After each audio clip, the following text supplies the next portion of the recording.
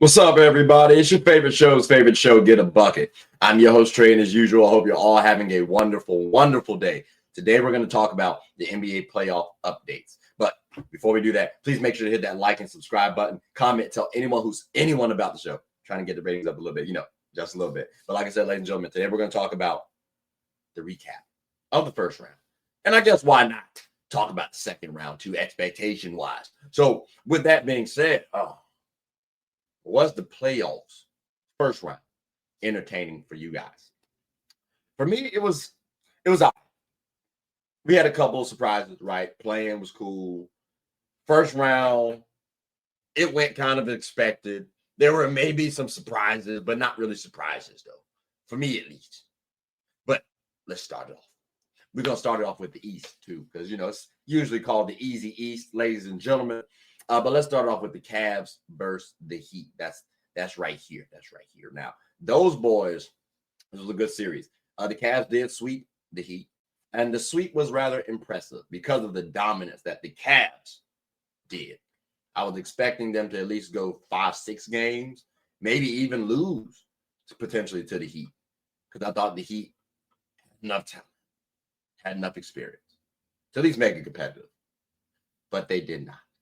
And as a result, now we gotta figure out for the Heat, hey, what's your new identity post that Jeffrey Jordan trade after that Jimmy Butler era? Because getting swept by the Cavs, who people might not really praise the Cavs, even though they did well this regular season, getting swept was very tough. Swept, no wins. That means y'all don't have a star. That's what I'm seeing. So that's what I looked at with the Cavs and Heat. So kudos to the Cavs. We'll talk about them later. The Heat, we'll talk about you on another episode. But, ladies and gentlemen, the next team that we're going to talk about, I'm going to be Celtics versus Magic. All right, Celtics versus Magic. We're going to keep it in order because they were the 2 seed versus 7. Magic, y'all showed heart. I'm not going to lie to you guys. And I've been trying to say that the Celtics and Magic series can be like the big brother, little brother rivalry that we all love to watch. Think of OKC versus Spurs back in the day when you had a young Harden, Kevin Durant, and Russell Westbrook trying to battle Tim Duncan, Manu Ginobili, Tony Parker. That's what I'm thinking about. And keep in mind, the Magic weren't healthy. So they did prove that this could be a future rivalry if everyone played their cards right.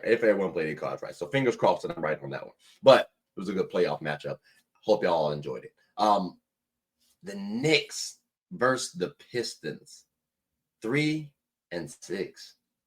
Ladies and gentlemen, the Knicks did not dominate, in my opinion, and they needed to. I understand the Pistons were scrappy, and keep in mind, I've been saying the Pistons are a playoff-ready team since last year. So I understand that the Pistons have good talent.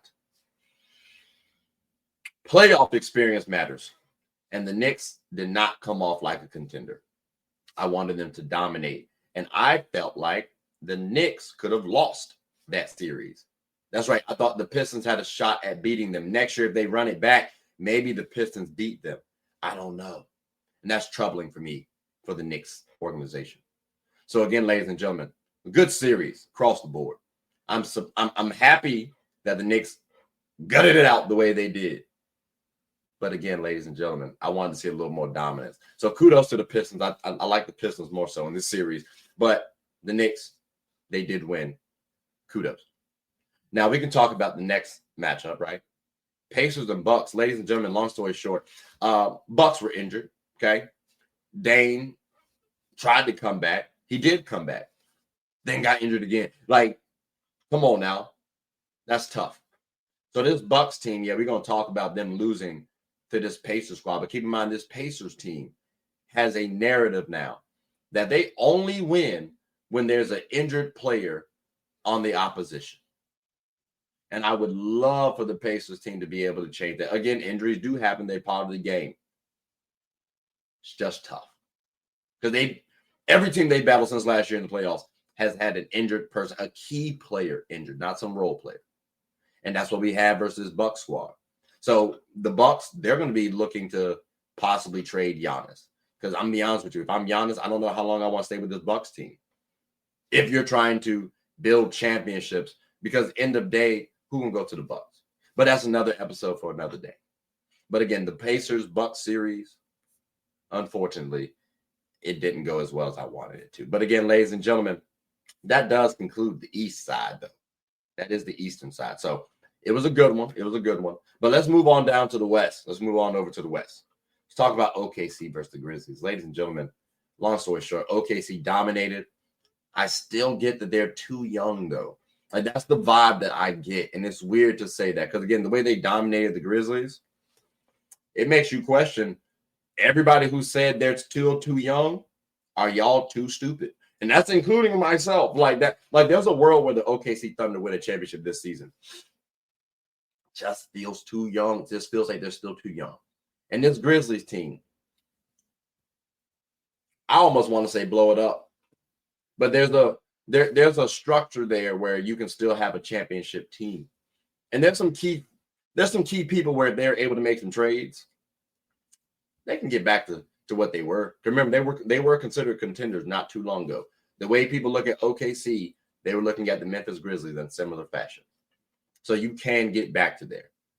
But it's at the point now where it's a 50-50 shot. Should you blow it up? Should you try to retool? That's where we are with the Grizzlies. But OKC, kudos to you guys. And dang, I really do wish, I really do wish that we can trade Ja Morant and get someone like Giannis. But that's another discussion for another day. Let's move on down to the Warriors and Rockets, ladies and gentlemen. 2-7. 2-7. The Warriors. I'm wondering if they're still contenders, okay?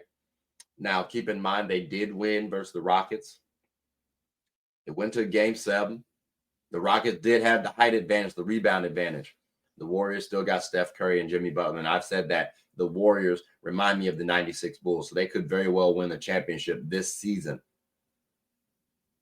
The Rockets showed tremendous future promise. Amen Thompson, he's the star like I've been saying he's going to be. Best believe it. And when they make him the one option, not just the point guard, but the one option on the Rockets, watch out, because they're getting ready to take off. Do have some question marks about Jalen Green, I will admit. You weren't hooping that well, fella. You weren't really getting too many buckets. And we already said you was inefficient. But damn, you know what I mean? Like, that's tough. So I do have some question marks around the Rockets. Should they make a trade for someone like Kevin Durant? Let's wait and see, because I do think, too, they have players like a Cam Whitmore, who you might be able to do well with. So, again, they have the talent. It's now just about cultivating that team properly, and I think they have the coach to do so. So be on the lookout for the Rockets. I don't think they need to make a trade right now. But let's see what happens. But, again, Warriors-Rockets was a good series. Hope you all enjoyed it. But let's move on down to the Wolves and Lakers, because, damn, that one was tough. Anthony Edwards officially is a star for me. I said he was a fringe star last year, like 11, maybe 12. Officially right there. Like, poetically replacing LeBron James in the top 10, too, because LeBron was like number 10 for me. My concerns about the Lakers, valid.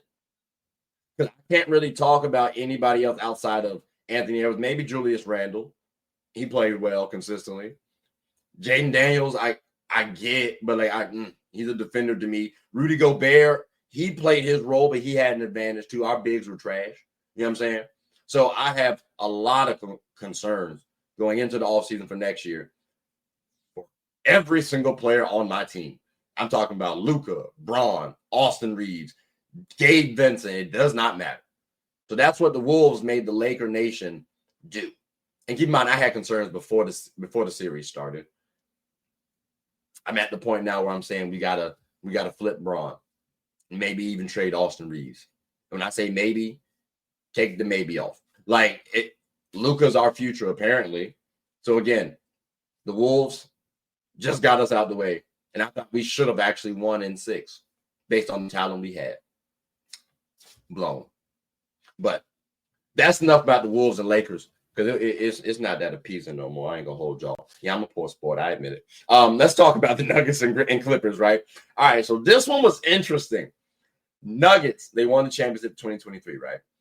They look like they'll need an all-star starting next year. They do have decent depth. I will say it would be nice for them, for Jokic, to be paired with an all-star. And I think they have all-star talent. We need to see him with the all-star official, like an official all-star. I like the duo with him and Murray. It can run its course. Somebody may have to get traded eventually with MPJ, Jamal Murray. Hopefully not Aaron Gordon, but Aaron Gordon's athleticism does keep him there. So will they have to find a replacement eventually? Like, these are things that I'm thinking about. But they still look good. And keep in mind, they went up against a Clipper team who are, when healthy, actually scary. Like, when the Clippers are playing to their potential, ladies and gentlemen, they can win a championship. Problem is, I don't think they can play to their potential. So I never believed in them winning a championship this season. On paper, they look cool. Now we got to ask, should we blow it up? Do you believe in Kawhi Leonard being healthy as the star? Because maybe if he doesn't have a lot of pressure on him, he can last the season. We'll have to find out. James Harden was the second, maybe even third option on the team. He had a good season. Seemed like maybe he was able to produce a little bit until you got back to that game 7. He had his woes again. So that's a thing. Like, that might just be law. James is going to struggle offensively. He can pass the ball. Shooting the ball might be a little tough. But again, Nuggets Clippers, it was entertaining because this went 7, and it was a good series to watch. And it makes you now wonder, should the Clippers actually continue it? Because let's say the Nuggets win. They went in game 7 with the champions. That's not bad. Maybe you don't blow it up. But again, I think you might want to. It's looking a little tough. But ladies and gentlemen, these were, again, the first round recaps. And they did kind of go with my predictions. I will say I did expect us, the Lakers, to win it. I will say that. I expected the Warriors to win, expected the Nuggets to win, and OKC. The Cavs as well, too, although I thought the Heat could. I said I expected the Cavs to. The Bucks, I thought could if they had Dame back, but, it is what it is. They didn't. The Knicks, I expected, and the Celtics, I expected. So, again, they win as predicted, ladies and gentlemen. But maybe some of y'all had it like this. And I do understand it. Again, I picked my Lakers as well, too. But we not in this thing no more. So now, ladies and gentlemen, we got to talk about my second round expectations. Because, again, these are some good ones, I got to admit. And we could talk about here the Warriors and Wolves. Jimmy Jeffrey Jordan versus Anthony Edwards. Ladies and gentlemen, we get to see the matchup, the defensive matchup. I love to see it. Also, Steph Curry versus Anthony Edwards. Didn't they both make a lot of threes this season? Aren't they both looked at as stars now? Gotta love that. And on top of that, too, the Wolves just beat my Lakers. So there's a world where, Bron gonna be living vicariously through Ant-Man. So let's enjoy that. That one's gonna be a fun, entertaining matchup. Also, Gobert, you had the advantage rebound-wise versus us. So did you, Randall. So did you, Naz Reid. Y'all are going to be the X factors because, hey, do you get second chance points? I'm sure they're going to try to, the Warriors meeting, are going to try to run y'all off three-point line or really have really good team defense. Let me say that. Team defense can get beat by offensive rebounding real easy. I'm telling you right now, second chance points matter a lot. And those 3 players for the Wolves, X factors, because they can tip the ball back into the basket or can kick the ball out for an open 3. So again, we get to see what that Wolves team really looks like now in the second round. And for the Warriors, we get to see who y'all third option is. Because we know Jimmy and we know Steph going hoop. We need to get a third option, ladies and gentlemen. We need to get a third option. A consistent one. Buddy Hield dropped 33 game 7. Shout out, Buddy. Are we going to expect that again all the time? I wouldn't. So again, I'm expecting the Warriors to win. I do like the matchups. I do like the stars. Experience does matter. Wolves have good experience too now, don't get me wrong. Warriors got the better coach. I still think they have the better star. And they have enough pieces to get the job done defensively. I'm leaning Warriors. But again, those are my expectations. Let's talk about the Thunder and Nuggets, ladies and gentlemen. This one's going to be a good one, I believe. You got Jokic mismatch. No real container for Jokic. I'm sorry. I like Hartenstein. I like Chet Holmgren.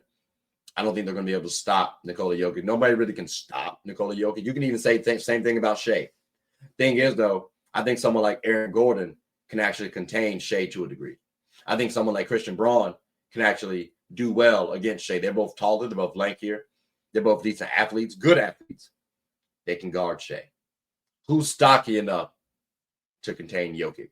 So now you got to send doubles at Jokic, which now means the OKC Thunder are going to be playing at a mismatch. So now the others for the Nuggets, yeah, they can actually thrive easier. So again, I lean the Nuggets for me. Even though the Thunder can win, their defensive unit, they're deeper. They got good talent. I believe Shea was the MVP, but again, they have a chance. I just believe in the Nuggets a little bit more. And also they have more experience as well, too. Let's not forget about that. But again, ladies and gentlemen, those are my expectations for the West. So let's move it on down to the East, where we get to talk about the Celtics versus the Knicks, which, mind you, my concern about this one is this could be the Eastern Conference Finals matchup. Hopefully not, fingers crossed, but this could be because you have Mikal Bridges, OG Anunoby. Can they guard JB and JT? Jaylen Brown and Jason Tatum. You got Jalen Brunson. Is he going to be able to eat versus Drew Holiday and Derek White? Karl Anthony Towns, Josh Hart. Can they dominate Kristaps Porzingis, Al Horford, Jason Tatum on the rebounding advantage? And then the Knicks' depth, it's severely lacking in comparison to the Celtics. But even still, there's a world where Mikal and OG can contain JB and JT. There's a world where even Jalen Brunson can eat when guarded by Drew Holiday and Derek White, the great white hope for the Celtics. Like, there's a world where Karl Anthony Towns and Josh Hart actually out-rebound Kristaps Porzingis, Al Horford, Jason Tatum. So, again, this Knicks-Celtics series, ladies and gentlemen, it can be good. And the Celtics are defending champs, too. They always have a target on their back. And the Knicks are a scrappy team. So it will be good to see this matchup. Just wish it was the Eastern Conference Finals. But who the Celtics should face in the Eastern Conference Finals, I don't know if y'all peeped my expectation winner prediction, but, it should be the Celtics. This one's going to be interesting. The Cavs and Pacers, because, again, I'm kind of torn. I want to lean Pacers, but then sometimes I want to lean the Cavs because in my world, all right, who on the Pacers can guard Donovan Mitchell? I got to find that out. Then we also got to figure out this Pascal Siakam and Tyrese Halliburton NBA duo is going to get tested. Next, can Miles Turner, the center for the Pacers, can he dominate Jared Allen? These are things that we got to figure out, ladies and gentlemen. Jared Allen's a good defensive player. So is Miles Turner. And I think Miles Turner is a good offensive player as well, too. Can Miles Turner dominate? He's a little stockier, same height, actually a little taller than Jared Allen. Should be able to dominate Jared Allen. Let's find out. And then the Pacers, well, this is their first prove-it series. I think the Cavs are healthy. Well, all right, Darius Garland is a key player, and he's injured as well, too. So that goes back to the whole Pacers narrative of always having to play injured teams. But this could be perceived as a prove-it series still because the Cavs are primarily healthy. Like, DG is the main one that's injured. So maybe we'll allow this one. We'll accept this one. But because of that injury, it does help me lean the Pacers a little bit. If DG were playing all games, I don't know how I'd lean. Darius Garland's a good player. But I do lean the Pacers, again, because of injuries. So, ladies and gentlemen, y'all heard my expectations for the second round. We got Nuggets advancing. We got the Warriors advancing. We have the Pacers advancing. And we have the Celtics advancing. So let's see what happens with this second round. It should be a good one. But let's find out. But ladies and gentlemen, that does about conclude the end of the episode. So I'm curious who you all are thinking goes to the second round, past the second round. The conference finals is just around the corner. So I definitely want to hear y'all thoughts. But like I said, ladies and gentlemen, that does conclude the end of the episode. I thank you all for listening. Please make sure to like, subscribe, comment, tell anyone about the show. My name is Trey. I'm the host of Get a Bucket. Hope you all are having a good one. Take care.